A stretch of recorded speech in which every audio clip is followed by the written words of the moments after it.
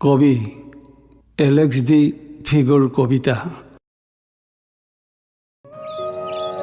শতপুষ্প বিকশিত তুমি বিশ্বজনীন শংকৰদেৱ।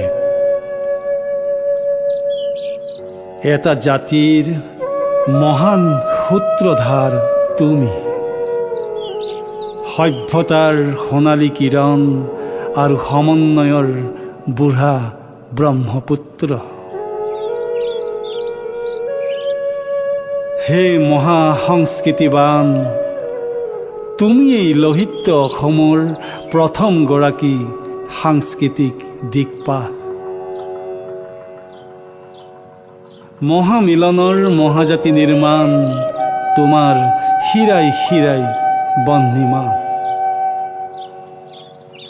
সোণহেৰি আধ্যাত্মিকতা তোমাৰ একতাৰ দোল। হে সূৰ্যপুত্ৰ, তোমাৰ কৃষ্ণ সমন্বয়ৰ কৃষ্ণ, সংস্কৃতিৰ কৃষ্ণ, সভ্যতাৰ কৃষ্ণ, দুষ্কৃতি বিনাশী কৃষ্ণ। তুমি ধৰ্মক সৰলীকৰণ কৰিছা সমন্বয়ৰ বাবে, মানৱতাৰ বাবে, বৃহত্তৰ জাতি গঠনৰ বাবে। সংস্কৃতিৰ গৰ্ভতে তোমাৰ ধৰ্মৰ শিপা। নৱ বৈষ্ণৱ ভক্তি আন্দোলনৰ মাজেৰে তুমি সমাজৰ বুনিয়াদ ৰচিছিলা, য'ত এক ঈশ্বৰ, এক মানুহ, এক দৰ্শন। সমাজৰ ফুলনি জাতিষ্কাৰ কৰিবলৈ গীতে মাতে, নাটে, ভাওনা, কীৰ্তন দশমে তুমি নৰোত্তম শংকৰদেৱ। অসমীয়া নাটকৰ ভ্ৰূণ তোমাৰ গৰ্ভতেই, নামঘৰ তোমাৰে অনবদ্য সৃষ্টি, আৰু সত্ৰ তোমাৰ মানস পুত্ৰ।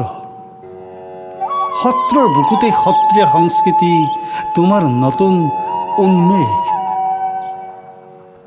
সাধু মহন্ত ভকতৰ সমাৱেশ তোমাৰ সমাজৰ নতুন তৰংগ। পাপীজনো তোমাৰ মন্ত্ৰত দীক্ষিত হৈ হ'ব পাৰে সাধু, ভকত অথবা প্ৰথম শ্ৰেণীৰ বিশ্ব নাগৰিক। সংস্কাৰেৰে সৰ্বোত্তম মানুহ, বিশ্বৰ বুকুত কি যে তোমাৰ অমোঘ মন্ত্ৰ।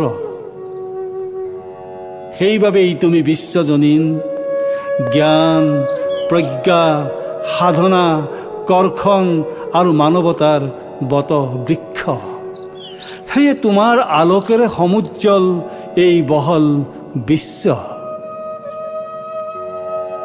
পুনঃ তুমি নহয় মাথো ধৰ্মগুৰু, তুমি বিশ্বগুৰু, বিশ্ব দিবাকৰ, বিশ্ব নাগৰিক, বিশ্ব সিদ্ধেশ্বৰ আৰু বিশ্ব পুৰোধা।